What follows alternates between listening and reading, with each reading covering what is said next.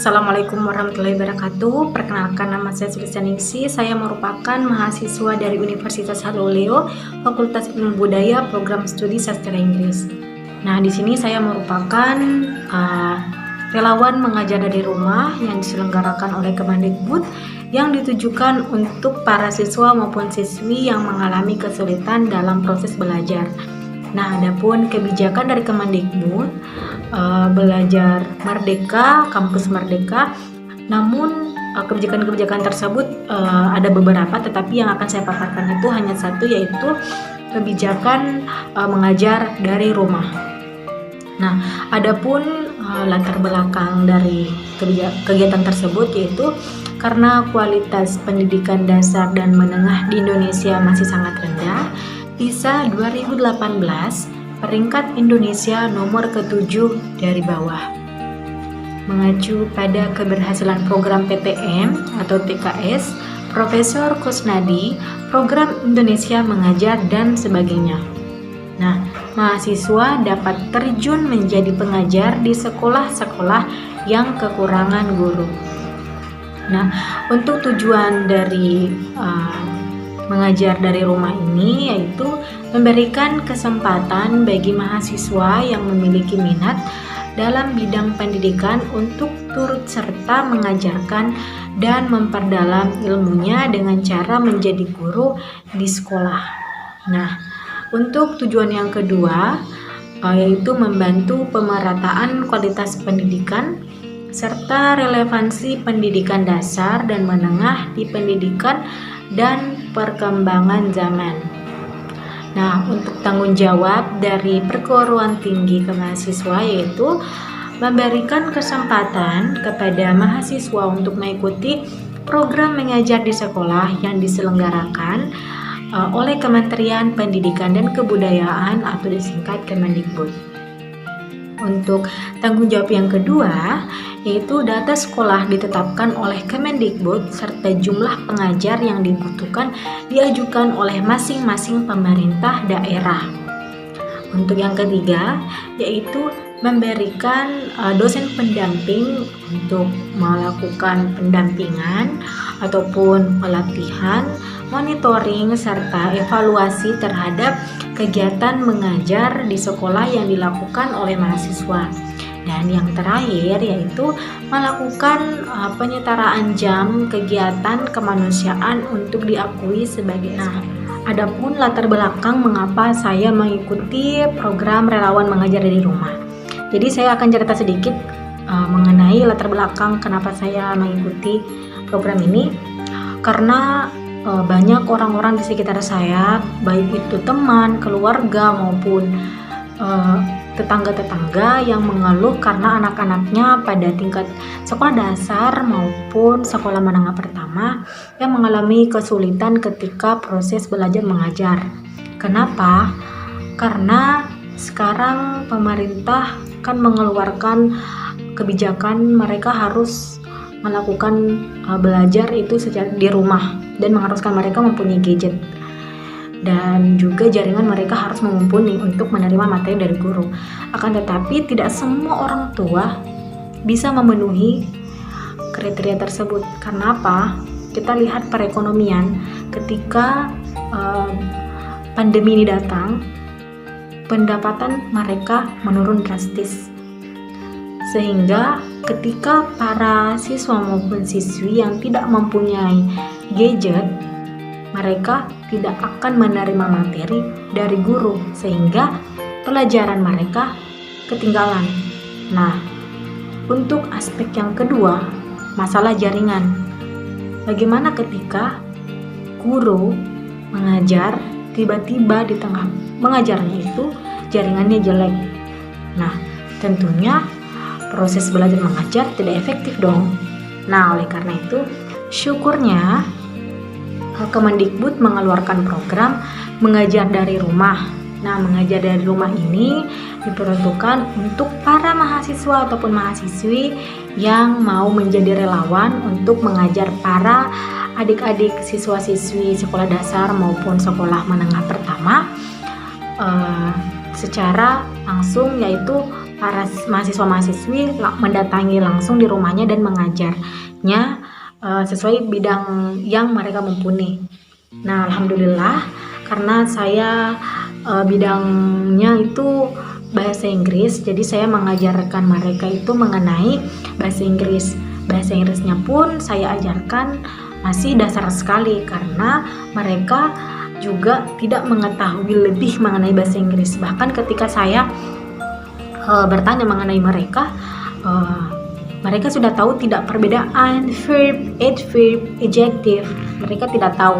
Oleh karena itu saya mengajarkan mereka mulai dasar, itu mulai dari alfabet, perbedaan countable and uncountable noun. Jadi banyak sekali materi-materi dasar yang harus saya pelajari, yang harus saya ajarkan. Sasaran siswa yang dibantu ini sebenarnya Kemendikbud mengeluarkan 2 pilihan. Pilihan pertama mengajar untuk sekolah dasar dan pilihan kedua mengajar untuk sekolah menengah pertama. Akan tetapi di sini saya awalnya memilih sekolah dasar karena saya pikir agak lebih mudah untuk mengajarkan bahasa Inggris yang dasar-dasarnya saja. Tetapi ketika saya terjun langsung ke lapangan, yang saya dapatkan adalah mereka yang duduk di sekolah menengah pertama itu mengalami kesulitan juga mengenai bahasa Inggris. Bahkan mereka tidak mengetahui dasar-dasar dari bahasa Inggris. Oleh karena itu, ketika saya mengajar, saya randomkan mereka. Ada dari sekolah dasar dan juga ada dari sekolah menengah pertama. Untuk materinya saya samakan karena tidak ada perbedaan antara jenjang SD dengan jenjang SMP. Semuanya sama, yaitu dasar dari bahasa. Materinya sendiri yang saya ajarkan kepada mereka seperti yang saya bilang sebelumnya itu masih dasar-dasar sekali, yaitu ada yang saya ajarkan alfabet, ada angka-angka dalam bahasa Inggris.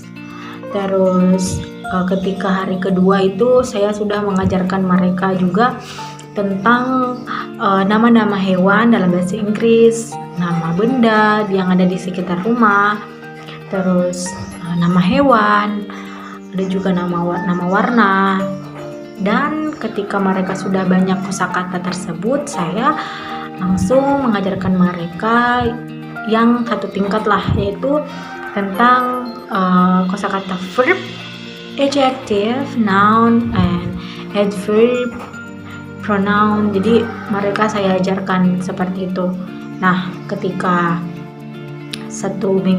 beberapa hari berjalan dan mereka sudah mempunyai kosakata lebih, saya mengajarkan mereka lagi bagaimana caranya make a sentence, bagaimana cara membuat kalimat yang tepat dalam bahasa Inggris. Tentunya saya menyuruh mereka untuk membuat kalimat itu tentunya berpatokan pada materi-materi sebelumnya, yaitu ada verb, ada adjective, ada adverb, ada juga nama-nama hewan. Jadi yang sering saya tekankan di sini pada mereka itu bagaimana membedakan antara verb dan selain verb. Ini contohnya itu penggunaan to be, am is are. Jadi saya ajarkan yang dasar-dasar saja. Am is are, jadi am is are itu digunakan selain verb, yaitu adjective, noun, and verb gitu. Nah, untuk itu selanjutnya saya hanya memperbanyak membuat kalimat agar mereka terbiasa, dan juga saya menyuruh mereka agar sering-sering melatih bahasa Inggrisnya, sering-sering mengingat kembali kosakata yang telah mereka hafalkan, dan juga sering-sering membuat kalimat dari kosakata yang mereka dapatkan. Untuk metode belajarnya sendiri, saya menggunakan metode belajar sambil bermain. Mengapa saya menggunakan metode tersebut? Karena mencegah mereka agar tidak merasa bosan ketika saya mengajar mereka. Karena kita lihat sendiri, apabila anak-anak yang diajarkan itu merasa bosan, maka materi yang diberikan itu pasti tidak akan menyerap dengan sempurna. Oleh karena itu saya mix, yaitu setelah belajar full kita berpindah main games. Tapi jangan salah kira, gamesnya di sini tetap edukasi. Maksudnya bagaimana sih? Jadi ketika saya sudah mengajarkan, contohnya nih, saya sudah mengajarkan mereka kosakata hewan, terus ada juga kosakata verb ataupun kata sifat. Nah, di situ saya menyusun kalimat acak dan beserta artinya juga, bahasa Inggris beserta artinya juga. Jadi mereka saya tunjuk satu-satu, kalian harus susun kata sesuai dengan artinya. Nah, bagi yang benar menyusun kata tersebut, saya akan memberikan hadiah. Bagi yang tidak, saya memberikan hukuman. Tetapi hukumannya di sini tidak fisik ya. Di sini saya hukumannya tetap mengedukasi juga, yaitu saya menyuruh mereka untuk menghafalkan kosakata baru selain yang saya ajarkan, begitu. Jadi tetap mereka senang ketika saya mengajarkan mereka bahasa Inggris. Katanya, saya senang diajar sama kakak karena selama ini saya tidak pernah mendapatkan pelajaran bahasa Inggris di sekolah seperti ini. Katanya dulu langsung diajarkan begini gitu. Jadi mereka senang dan cepat mengerti apa yang saya berikan. Hasil dari materi yang saya berikan dengan metodenya juga, hasilnya sangat memuaskan, alhamdulillah. Mengapa? Karena ketika di akhir pertemuan saya menguji mereka dan mengulas kembali materi-materi yang telah saya berikan pada awal pertemuan, alhamdulillah mereka melakukannya dengan sempurna. Mereka bisa menghafal, bisa lebih tepatnya sih mengingat karena saya kasihkan metode juga, jangan menghafal tapi mengingat.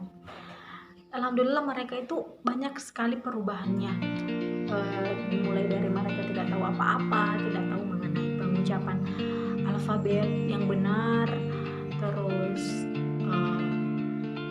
perbedaan dari ordinal dan cardinal number, terus verb, adverb, noun, kata-kata benda juga, apapun itu kosakata mereka juga hafalkan dengan baik dan benar, pronunciation-nya bagus.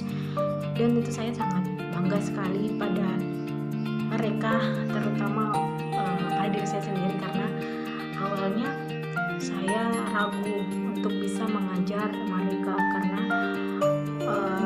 saya takut mereka bosan, saya takut mereka tidak senang dengan kelas saya. Tapi tidak, bahkan mereka juga minta, "Kak, kapan lagi kakak mengajar?" gitu. Jadi saya bilang tunggu saja program berikutnya, insya Allah kita akan kembali bertemu.